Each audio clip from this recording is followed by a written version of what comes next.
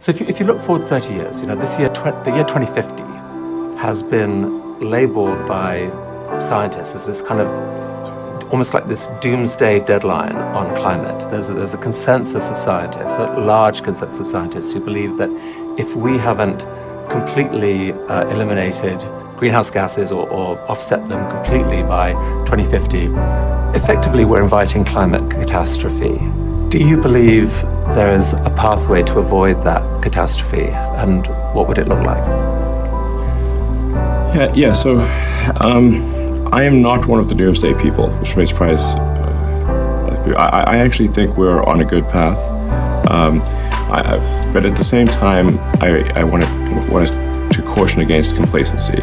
So long as we are not complacent, as long as we have a high sense of urgency about moving towards a sustainable energy economy, then I think things will be fine. So I can't emphasize that enough. So long as we push hard and are not complacent, the future's going to be great. Don't worry about it. I mean, worry about it, but if you worry about it, ironically, it will be a self-unfulfilling prophecy.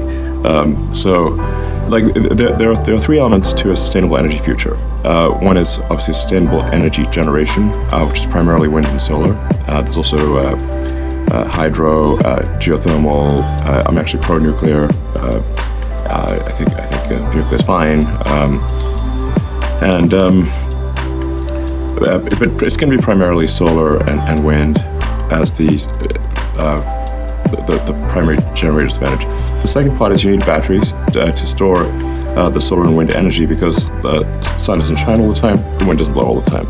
So you need a lot of stationary battery packs. And then you need electric transport. So electric cars, electric planes, boats.